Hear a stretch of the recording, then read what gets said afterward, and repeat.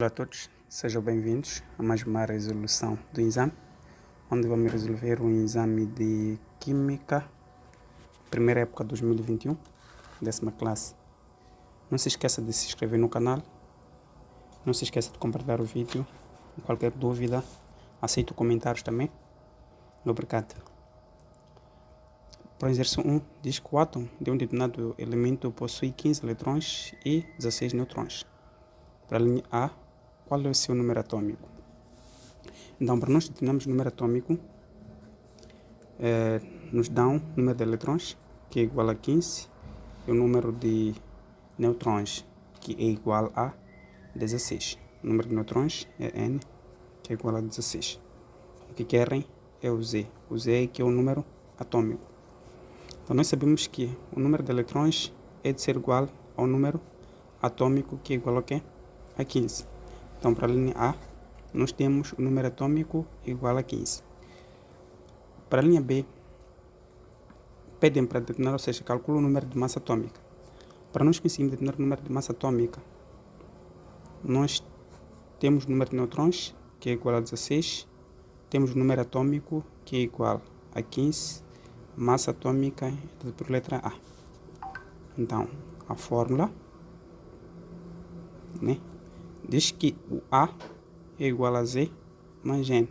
Ou seja, a massa atômica é igual ao número atômico mais o número de nêutrons. Na resolução, ficamos com a massa atômica será igual a 15 mais 16. Então, a massa atômica será igual a 31. Então, este aqui é o valor da massa atômica. Para o exercício 2, diz que o número atômico do cálcio é. Os eletrões do cálcio estão distribuídos, ou seja, os eletrões do cálcio estão distribuídos. Temos o A, que é duas camadas, 3 camadas, 4 camadas e 5 camadas. Para nós descobrirmos qual é a camada, teremos primeiramente que fazer a distribuição eletrônica. Para nós conseguirmos fazer a distribuição eletrônica, vamos pegar o número atômico de cálcio, que é 20. Então, ficamos com K, temos 2 eletrões, L, também temos 8 eletrões, M, também podemos ter 8 eletrões, LM, KLM, depois temos o N, 16, 17, 18 para 20, faltam 2 eletrões. Então significa que o número de camadas é KLMN. Então, o número total de camadas são 4 camadas que nós temos, que é a alternativa C. Para o exercício 3, diz que dados os compostos, mas antes disso, para conseguir saber, por exemplo, porque aqui eu coloquei essa quantidade de número de eletrões, é só usar esta forma aqui, 2n ao quadrado, que é a forma usada para a distribuição eletrônica. Por exemplo, se n for igual a 1, temos 2 vezes 1 ao quadrado dá 1 vezes 2, dá esses 2 eletrões. Quando n for igual a 2, ficamos com 4 vezes 2, dá isto 8. Se o n for igual a 3, teremos 9, 18. Significa de que a quantidade de número de eletrões que entram no n vai no máximo até 18. Até 18, desculpa aqui, m vai até 18. Se o n for igual a 4, 16 vezes 2, 32, significa que o n 32, assim sucessivamente. Mas essa distribuição só termina até que? Não. Temos no ponto U, temos o óxido de cálcio, depois temos amônia, depois aqui temos o ácido clorídrico temos o ácido clorídrico e depois temos o cloreto de magnésio. Para a linha A, eles perguntam quais são os compostos formados, ou seja, os compostos formados por uma ligação iônica. Primeiramente, teremos que saber o que é uma ligação iônica. Uma ligação iônica é um tipo de ligação iônica que corresponde, ou seja, que ocorre quando os átomos de elementos com diferentes eletronegatividades eles interagem, resultando em uma transferência completa de eletrões de um átomo para o outro. Este processo resulta em que tu tens por exemplo, se eu tenho são 2 compostos, em que esses dois compostos eles se transformam num cationo, que é positivo, mais um anião, que é negativo. Então, este aqui é que representa uma ligação iônica. Se nós formos a ver, por exemplo, para o composto 1, para o elemento 1, nós podemos ver se isto aqui é uma ligação iônica ou não. Óxido de cálcio. Temos CaO. Se eu faço isto, aqui vou ter, tenho este composto como é meu A e tenho este aqui que é meu B. Então fico com Ca mais O menos. Então podemos dizer que isto aqui é uma ligação iônica. Para o ponto 2, temos NH3. Não, o NH3 é uma ligação iônica? Não, não é uma ligação iônica. Amônia não pode ser uma ligação, não é uma ligação iônica. O HCl, que é o ácido clorídrico, também não é uma ligação iônica, mas sim, isso aqui representa uma rede covalente. O MgCl, que é o cloreto de magnésio, este aqui também é uma ligação iônica, pois este aqui é transformado, ou seja, é transformado por um cationo mais um anião. Literalmente isso. Então, nós temos os compostos 1 e 4, que são ligações iônicas. Então, uma ligação iônica, este composto aqui e este composto, para a linha A. Para a linha B, dizem que tipo de rede cristalina possui o composto 3. Rede cristalina. Para tal, nós temos que saber quais são os tipos de redes cristalinas que nós conhecemos. Existe uma rede covalente, que são compostos por átomos ligados covalentemente a uma rede tridimensional, ou seja, rede bidimensional. Bidimensional significa que tu tens dois elementos, que pode ser, por exemplo, o H, pode ser o H e o Cl. Então, depois também tem uma ligação iônica que nós vimos na linha A, né, que são ligações iônicas. Depois tem uma ligação metálica, em que os átomos metálicos formam uma ampla estrutura de uma alta modulabilidade. Então, aqui, o tipo de rede cristalina que este aqui pode formar só pode ser uma rede covalente. Então, este aqui, uma rede covalente, que nós temos aqui. Para o exercício 4, diz que as frases abaixo são sobre ligações químicas. Temos as 4 frases. Copie para só fazer a resposta às frases verdadeiras. Sem mais delonga, as frases que são verdadeiras é a frase 3. Entre os átomos de bário e o oxigênio existe ligação iônica. Claro, eu expliquei de uma definição o que será uma ligação iônica. O 4, entre os átomos de alumínio existe ligação metálica. Claro, então as duas opções verdadeiras são esses dois aqui, né? Visto que o bário é o metal alcalino terroso, que ele tende a perder 2 eletrões, enquanto que o oxigênio ele é um não metal que tende a ganhar 2 eletrões. Então, para atingir uma configuração eletrônica mais estável. Então, por exemplo, que este aqui são ligações iônicas, porque eles aqui temos o elemento aqui, temos o bário, depois temos o oxigênio. Então, para ganhar estabilidade, isso aqui forma assim. Um tem cationo, o outro é anião. O mesmo vale para entre os átomos de alumínio, tipo, existe uma ligação metálica. Também o nome disto do alumínio, que é o metal. Então, para o exercício 5, nós temos aqui, dizem que o efeito de estufa não é sinônimo de problema. Ele é necessário e bom. Qual é a importância do efeito de estufa? Ok, a importância do efeito de estufa. Existem várias importâncias do efeito de estufas, mas também eu vou tentar dar uma das importâncias do efeito de estufa. Nós podemos dizer o que é que proporcionar à Terra a sua temperatura própria. Se o efeito de estufa, que é um fenômeno natural, deixa de existir, o nosso planeta será extremamente frio, podendo provocar consequências graves como a morte de diferentes seres vivos, principalmente do ser humano. Então, este aí também poderá ser uma importância do efeito da estufa. Mas também pode dar uma definição do efeito da estufa, que é um fenômeno natural e essencial para a vida na Terra. Mas quando ocorre em excesso devido às atividades humanas, pode levar ao aquecimento global e aumento da temperatura média do planeta. Então, esse fenômeno pode ser de fenômenos naturais, retenção de calor, atividades humanas, consequência do aquecimento global, preocupação ambiental e medida de mitigações, e entre outros. Então, passando para o exercício 6, diz que o ácido carboxílico apresenta as mesmas propriedades químicas dos outros ácidos inorgânicos. Então, escreve a equação química acertada desse ácido com o hidróxido de sódio. Temos o ácido carboxílico. Para o exercício 5, o ácido carboxílico é representado assim: H2CO3 mais hidróxido de sódio. Nós queremos formar o quê? Os produtos. Para nós conseguirmos formar os produtos, eu tenho usado uma certa regra. Vou colocar aqui mais, menos, mais e menos. O mais daqui sai com o menos desta outra parte. E o menos daqui sai com o mais desta outra parte.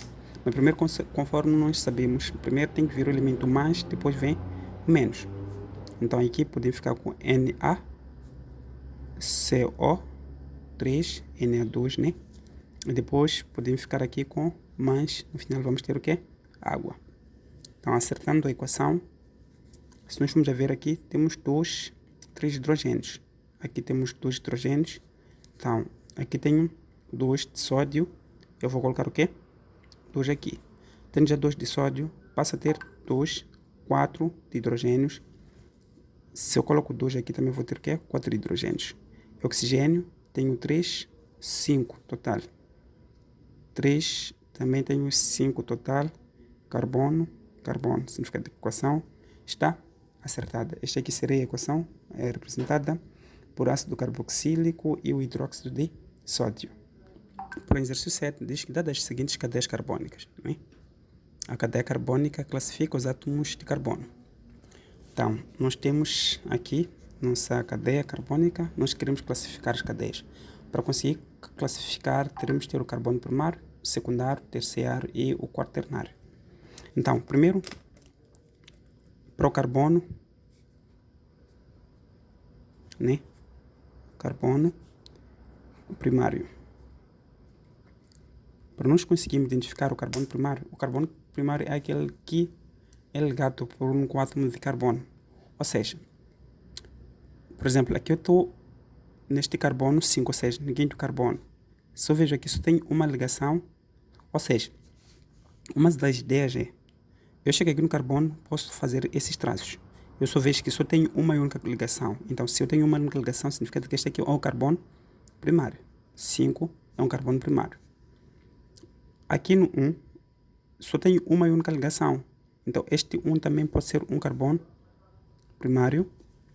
7 também só tenho uma única ligação. Também significa que pode ser um carbono primário. O 6 também só tem uma única ligação. Carbono primário. 6. E também, se vocês forem ver, também o 8 só tem uma única ligação. Também o 8. Significa que posso organizar. Fico com 1, 5, 6, 7 e 8. Este aqui é o meu carbono, ou seja, é o carbono primário. Para ter o carbono secundário, para identificar o meu carbono secundário, por exemplo, eu hei de vir aqui no carbono 2. Se eu ver o carbono 2, eu percebo que tem uma ligação, segunda ligação. Então, eu tenho 1, 2, 3 ligações que são ligadas no carbono, não sei, no segundo carbono. Então, este aqui é o carbono terciário, não pode ser o carbono secundário. O 4 tenho 1, o 3 tenho 1, 2, 3, 4. O carbono 3 é o quaternário. O 4 tenho 1, 2. Significa que este aqui é o carbono secundário. Espero que estejam a perceber. Depois aqui tenho o carbono terciário, né? Carbono terciário. O 2 é o carbono terciário, porque tenho 1, 2, 3 ligações, né? Que representam o carbono terciário, é 2. Depois posso ter o carbono quaternário. No carbono quaternário é um carbono que é ligado por 4 ligações. Aqui eu tenho este carbono 3, 1, 2, 3, 4. Então o 3 é que é o carbono quaternário. E assim nós classificamos os átomos de carbono. Para o exercício 8, diz que observe os compostos abaixo. Né? Identifique a subfusão ou fusão a que pertence cada composto. Não, nós temos o primeiro composto, que é CH, tripla ligação CH. Então, este composto aqui, se vocês forem ver, é um alcino. Ou seja, é para identificar a subfusão ou fusão a que pertence este composto. Este aqui é um hidrocarboneto. Por nós sabemos que no hidrocarboneto existe uma ligação simples, dupla e tripla, que é o alcano, alceno e alcino. Uma vez que aqui eu tenho uma tripla ligação, significa que isto aqui tem um alcino. Pode ser hidrocarboneto ou é um alcino. Para o 2, tenho CH3, CO, CH3. Este grupo funcional é o COR, R. Então, isto aqui é uma cetona. Depois, no 3, tenho CH3, CH3. Isto aqui também é um hidrocarboneto. Mas, uma vez que aqui só temos uma ligação, significa que é um alcano. Identificando como um alcano, o hidrocarboneto também está correto. E depois nós temos um grupo CH3, CHO. Isto aqui é um aldeído. Então, uma cetona é o CO que tem uma ramificações do lado, enquanto que um aldeído é um CHO. Sempre quando vocês terem um CHO, um R, é um profissional que pode ser um alcano, alceno, alcino, mas se tem CHO, significa que é um aldeído. Então, já identificamos as suas funções. Passando para o exercício 9, diz que observa os seguintes compostos. Nós temos esses compostos. Escreve os nomes oficiais dos compostos 1 e 2 para o exercício 9. Nós temos este composto 1, em que, se vocês forem ver, nós temos aqui a terminação do composto que nós temos, por exemplo, um benzeno, tem terminação il. Nós sabemos que o 3, ou seja, quando o carbono for 3, significa que é um próprio. Então, isto aqui é o benzeno. Então, isto aqui é um propil benzeno. Por causa do quê? Em que nós temos os 3 carbonos que representam um próprio. Então, se fosse 4 aqui, em termos de carbonos, tipo, íamos ter que é butil benzeno, se for 5, pentil benzeno, sucessivamente. E também o número de hidrogênios ia mudar. Para o composto 2, nós temos CH3, C, dupla ligação CH2, temos uma ramificação que é CH3. Então, nós temos 1, 2, 3. Então, no segundo carbono, nós temos uma ramificação que representa um metil. Então, 1, 2, 3 é um próprio. Mas uma vez que é dupla ligação aqui, significa que estamos a trabalhar com o que? Com alceno. Sendo assim, é um propeno. Então, mas no segundo carbono, como uma vez que existe um metil, significa que aqui temos um metilpropeno. Né? Metilpropeno. Ou pode escrever tipo 2 metilpropeno também, não está errado. Para o exercício, ou seja, para a linha B, diz que nomeia o composto 3 segundo a nomenclatura usual. Então, nomenclatura usual. Temos CH3, CH2, CH3. Composto 3. Para fazer uma nomenclatura usual, a nomenclatura usual se difere de uma nomenclatura opaque. Por isso aqui, se fosse opaque, seria um propano. Mas o que acontece? Nós temos que procurar um carbono com menor quantidade de hidrogênios.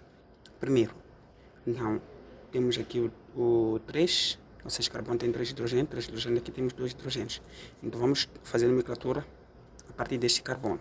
Este carbono está ligado por CH3 e por esse CH3. Então, essas duas ramificações, ao juntar, eles formam o tipo 1 de metil. E tudo, ao terminar, é terminado por metano. Se eu tivesse, por exemplo, o CH3, CH3, por exemplo, aqui também, aqui CH. Então, para fazer uma nomenclatura usual, eu cheguei nesse carbono aqui, eu tenho 1, 2, 3.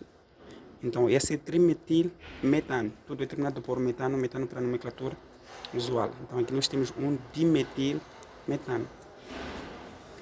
Então, para o exercício 10, observa os compostos, representa os isómeros geométricos e escreve os seus respectivos nomes para cada composto que obedece ao princípio de isomeria geométrica.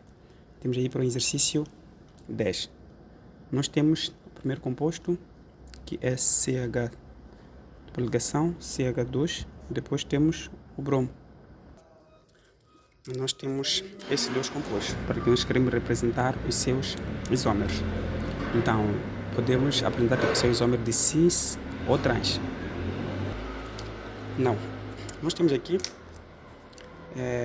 um carbono, dupla ligação, também podemos ter um carbono. Isso aqui é cloro, né? Parece mas é cloro. Se eu coloco esse cloro aqui e coloco esse outro cloro aqui, esta parte aqui do hidrogênio pode vir aqui embaixo. Essa parte aqui tem o CH3, pode vir aqui embaixo. É um cis. Por quê? Porque eu tenho dois compostos na parte de cima que são iguais e digamos que dois compostos na parte de baixo que podem ser iguais assim como diferentes. Então isto aqui é um cis. Sendo assim, eu tenho aqui dupla ligação. Significa que isto aqui no total tem 1, 2, 3. É um propeno. Então, se é um propeno, aqui eu tenho quantos cloros? Tenho 2 cloros. Então, tenho dicloro propeno. Mas um cloro está ligado no carbono, outro cloro está ligado no segundo carbono. Então, tenho 1,2 dicloro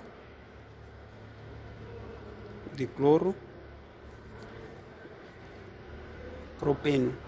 Depois posso colocar o cis. O cis para representar que tenho dois elementos que estão na parte de cima, ou seja, que não se cruzam, né? Dois elementos dentro que não se cruzam. Se eu quero aprender tipo em forma de trans, eu vou fazer isso aqui, vou fazer uma cruzada, é só inverter esta parte. Essa parte de CH3 passa para cima, essa parte de cloro passa para baixo. Aqui eu vou manter esta parte aqui de cloro, aqui vou manter o meu hidrogênio. Na mesma continua a ser um propeno, porque eu tenho 1, 2, 3 carbonos. Só que isto aqui já é um trans, porque se eu for a ver, tenho um cruzamento dos dois cloros deste lado. Mas mesmo assim, eu fico com 1,2, porque um cloro está ligado no carbono, outro cloro está ligado no segundo carbono. Tem 1,2 de cloro propeno. Só que agora já não é cis, mas sim passa a ser o quê? Um trans. Também pode ser um trans, 1,2 de cloropropeno, é válido também. Então, e o último, passamos para o exercício 11, onde nós temos complete e acerte as equações que se seguem. Então, eu vou fazer direto aqui no exame, né? Nós temos, é como se vocês forem ver, nós temos esta reação. Este hidrogênio aqui há de entrar no carbono menos hidrogenado, em que neste carbono menos hidrogenado ele vai formar uma dupla ligação. Então, sendo assim, nós temos CH, então no final vamos ter um CH3, depois um CH, dupla ligação, né? Neste carbono aqui, depois ficamos com CH menos, ou seja, ligação com um CH3 mais água no final. água, porque esta ligação aqui vai sair. Este carbono aqui vai quebrar tipo esta ligação e vamos formar aqui tipo dupla ligação. É quase um alcano que vai formar um alceno. E depois nós temos aqui um CH3 traço CH, ou seja, traço C, depois CH3, dupla ligação CH traço CH3 mais HCl. O que vai acontecer é que este HCl, ou seja, o hidrogênio, o cloro vai entrar aqui, vai quebrar a parte onde nós temos uma dupla ligação. Então, ao quebrar uma parte onde nós temos uma dupla ligação, vai entrar aqui o cloro, em que ficamos com o CH3 traço CH3, depois o cloro entra aqui, ficamos com CH2 menos CH3. Então, nós quebramos a dupla ligação. Então, ao quebrar a dupla ligação, que o carbono, o cloro, entrou nesta parte aqui, e ficamos com este composto aqui. Então, aqui está um exame da 10ª classe, primeira chamada 2021. Qualquer dúvida, comentários, estou aqui para tentar ajudar. Tenho o meu contacto. Obrigado e desejo boa sorte, bons estudos. Até a próxima.